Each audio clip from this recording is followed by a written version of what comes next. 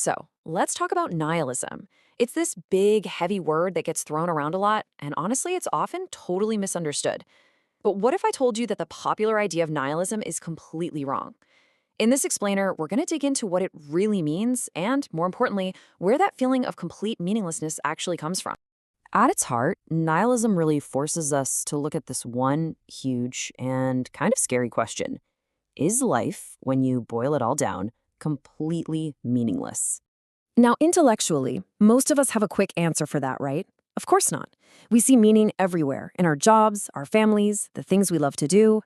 But here's the thing, for someone who genuinely feels that deep sense of meaninglessness, that simple no just doesn't cut it. It almost feels insulting because it doesn't get to the core of that nagging, persistent feeling that, on a grand scale, none of it really matters. So, why did those easy answers fall so flat? That's what we're going to dive into first. We'll look at the meaningless argument and see why it's so tough to argue against. Okay, so here's the central paradox. The main idea of nihilism is that, well, everything is meaningless. And the common comeback is always, come on, surely something has meaning. But here's the problem. A person can totally agree that, yes, a good cup of coffee has meaning, a nice walk has meaning, but they can still feel that life as a whole, the entire project, is just pointless. And that feeling of purposelessness actually reveals something really important. Nihilism isn't just one single thing. You can actually think of it as having two different shades. On one side, you have what we can call mild nihilism.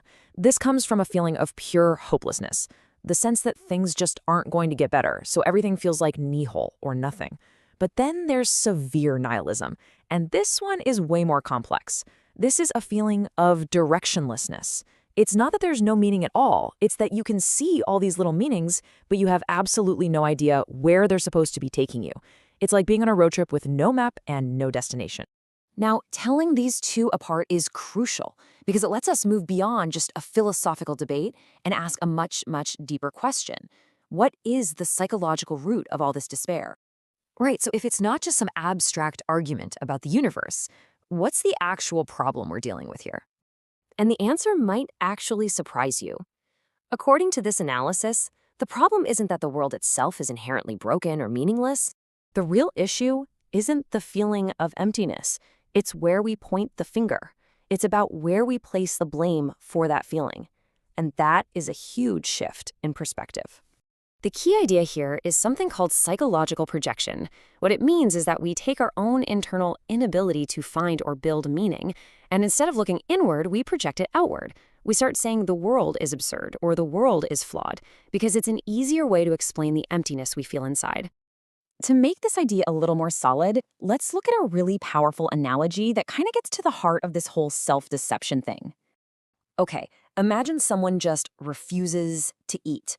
Their excuse isn't the food tastes bad. I mean, if that was the case, you could just add some salt, right? No, they make a much smarter claim. The food isn't nutritious.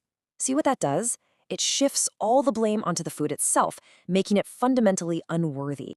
So let's break this down. The food, in this analogy, is the external world and everything it has to offer, all the opportunities. Your taste, that's your own internal ability to find meaning and fulfillment. The excuse, it's not nutritious, is a very clever way of blaming the food, of saying the world itself is the problem. But the reality is that this excuse is just a smokescreen. It helps us avoid the real issue, which is an internal one, a problem with our taste, our own ability to engage with the world and actually get that nutrition from it.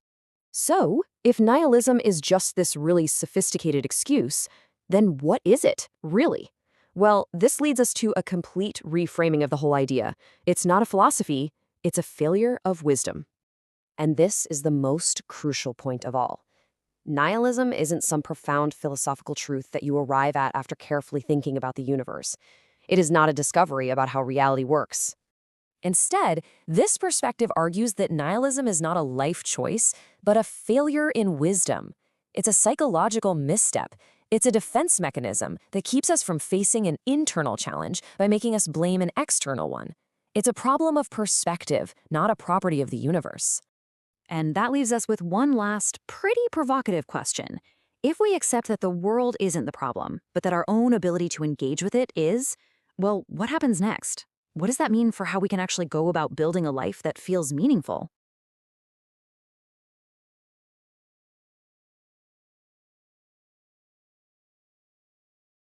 We've all been there, right? That sinking feeling deep down that, well, that nothing really matters. It's a kind of despair that often tries to dress itself up as a philosophy, calling itself nihilism.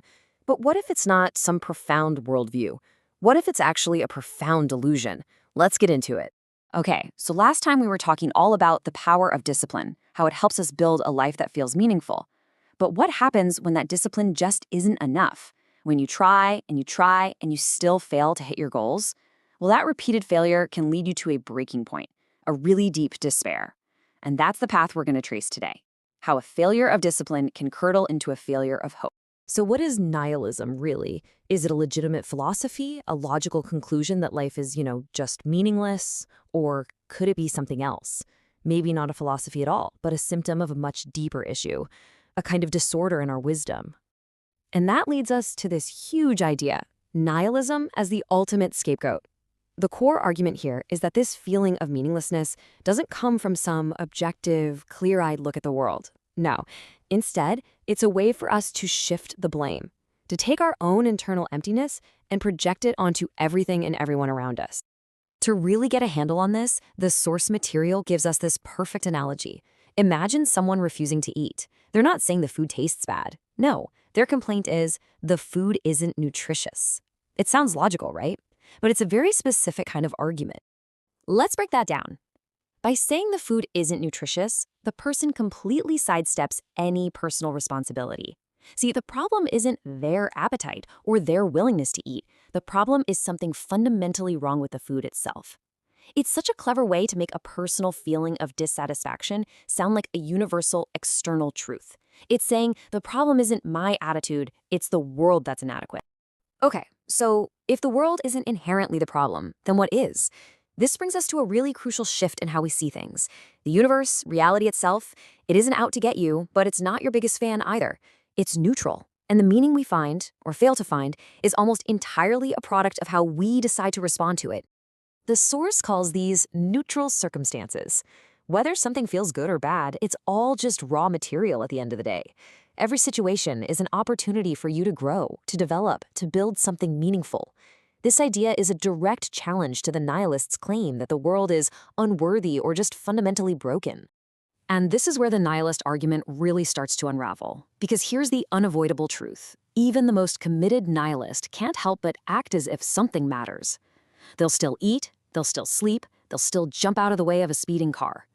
This very basic concern for their own well-being proves they don't truly believe in total meaninglessness. They act as if at least one thing has value, their own life. Now, this kind of mindset doesn't just pop up overnight. It's usually a slow slide, a progression that happens in two distinct stages. It's a journey from disappointment all the way to outright despair. First up is what's called light nihilism. This is what happens after you get knocked down again and again. You get tired. You start to lose hope in those big, long-term dreams. The pain is real, for sure, but you can still handle the day-to-day. But then there's heavy nihilism. And this is a much deeper surrender. It's not just that your big hopes are gone, it's that the struggle itself feels pointless. Any small bits of meaning you find feel totally directionless, and the whole project of living just seems absurd. And this is where the mask really comes on. The light nihilist, totally exhausted from the fight, rebrands their fatigue as some kind of profound wisdom. Instead of admitting, I am tired and I'm giving up, they declare, oh, I've just realized nothing mattered in the first place. It's a defense mechanism, a way to disguise a personal defeat as a big philosophical breakthrough. So, if this is all a delusion, a trap, how do you get out? Well, there's no magic button. The source offers a prescription, a way to start that difficult journey of self-reflection. And it all begins with three simple but incredibly powerful questions. And let's be totally honest, this is the hardest part. The solution requires a massive shift in perspective. It means you have to stop playing the blame game. You have to stop pointing at the unworthy world and find the courage to actually look inward and ask, hey, what if the problem is me? So here they are. The prescription boils down to these three questions designed to just cut through all the noise, and I want you to really think about them. First, who can I help and why? Second, has anyone ever helped me? And the third one, is there anyone who can help me? Now, look at what happens when you dig into the answers. If you can honestly say no to that first question, that there's no one you can help, the problem isn't nihilism, it's egoism. If you say no to the second, that no one has ever helped you, the real issue is arrogance. And if you answer no to that final question, that no one can help you, that's a feeling of personal weakness. You see, each no is a signpost pointing right back at you, revealing the true internal roadblock that's been hiding behind that nihilism mask all along. And that brings us to the final, really challenging question. Once you pull off the masks, the egoism, the arrogance, the weakness, that whole nihilistic defense just crumbles. The real question was never whether the world has meaning. It was always about whether you have the courage to create it. So, where are you going to hide your nihilism now? Thanks for digging into this with me.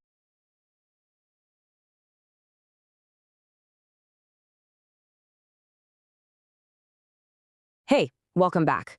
So, in our last explainer, we really dug into this idea of the scapegoat, right?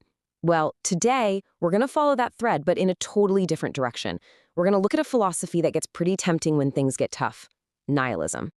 You know that feeling? We've all been there. It's like you're just getting hammered by one wave of problems after another. Could be at work, in your personal life, or shoot, just looking at the news. It's so easy to feel completely and utterly overwhelmed. And when that feeling hits, what's the first thing we want to do? We point the finger outwards. We say, the game is rigged, the system's broken. We convince ourselves our circumstances are so messed up that there's just no point in trying. We declare that it's all meaningless. Okay, let's really get into this, because this is the absolute core of what we're talking about today. What if that big declaration, it's all meaningless, isn't some deep philosophical insight? What if, and stick with me here, what if nihilism is actually the ultimate scapegoat? The one we use to dodge a much, much harder truth. This brings us to our first major idea. And the argument is pretty simple. We've got to stop looking for the problem out there and start looking inward instead. So check out this contrast. The scapegoat view, the easy view, says our circumstances are the enemy. They're just unworthy, and they're the reason we feel hopeless. But what if that's all wrong? The alternative view is pretty radical. Circumstances are actually neutral. They're not good or bad, they're just the stage, the arena where we get the chance to act and to grow. And here's where we make the big mistake. We treat nihilism like it's a valid philosophy, a legitimate choice we can make. But the thinking here is that it's not a choice at all. It's a problem. It's a sign that our own wisdom, our own ability to handle life has been seriously disrupted. So let's break that down. What we're calling nihilism is often just a very specific type of despair. It's that hopelessness that creeps in after we've tried and failed, maybe over and over again. And instead of looking at that and saying, okay, that's a personal failure I can learn from, we do a little trick to protect our ego. We just relabel it as a fundamental flaw in the universe itself. It's not me, it's reality that's broken. All right, so how do we even begin to see this in ourselves? Well, the source material gives us this really powerful little diagnostic tool. Just 3 simple but super profound questions to turn our focus inward. Instead of asking about the meaning of the universe, you ask about your connections to people. First, who can I help and why do they need it? Second, who has ever helped me in the past? And finally, number 3, who could possibly help me now? Now, this is where it gets really interesting. What if you try to answer those questions and you come up with no one? Well, the argument is that this points to something else entirely, not nihilism. If you can't think of a single person to help, maybe their real problem is egoism. If you can't remember anyone ever helping you, that might be a sign of arrogance. And if you truly believe no one can help you right now, well, that's not framed as a flaw in the world, but as a personal weakness that's on you to address. Okay, let's tackle the other big justification for giving up. That feeling of being totally paralyzed, not by one big thing, but by a million little things all at once. Man, this is such a familiar feeling, isn't it? The obstacles just keep piling up. All your choices just melt into this confusing fog. It feels like a complete dead end, where any move you make feels like it could be the wrong one. It's so easy to look at that mess and just say, this is hopeless, it's meaningless. But here's the twist again. The argument is that we're reading the evidence all wrong. That feeling of confusion and overwhelm, it doesn't necessarily mean reality is flawed. It might just be revealing our own lack of strength, our own weakness in the middle of the struggle. This quote really just cuts right to the heart of it. The idea is that life isn't trying to confuse you. The complexity, the endless choices, that's just how a complex world works. The paralysis, that stuck feeling, that comes from us. It comes from our demand for a perfect, guaranteed, no-risk answer before we're willing to even take a single step. So if the problem is our own paralysis, then what's the solution?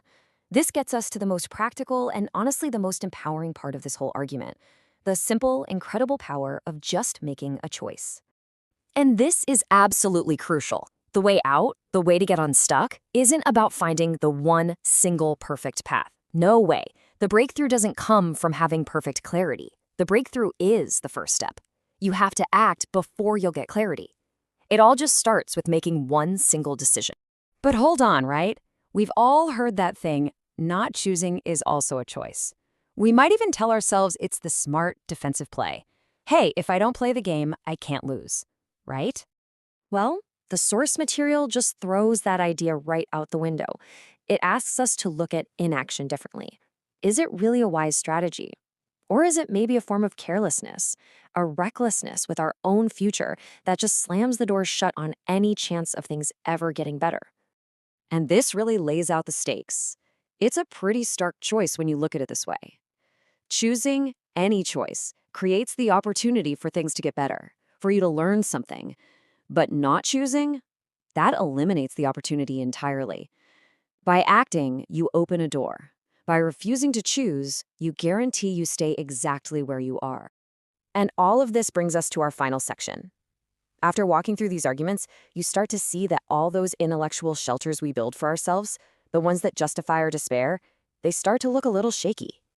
You see, the scapegoat of a meaningless world has been called out for what it might really be: a projection of our own struggles. The deception of being overwhelmed has been exposed as a possible symptom of our own unwillingness to just engage with the messy process of growth. And so we're left with this final, incredibly powerful question, and it's a direct challenge to all of us. If nihilism isn't actually a feature of the world, but just a story we tell ourselves to hide from our own difficulties, what happens when we stop telling that story? Where else is there to hide? When you strip it all away, the only thing left is your own responsibility. Look, the struggle is real. The challenges are hard, for sure. But the power to take that first step, to make a choice, and to create the chance for something better, that power has always been yours.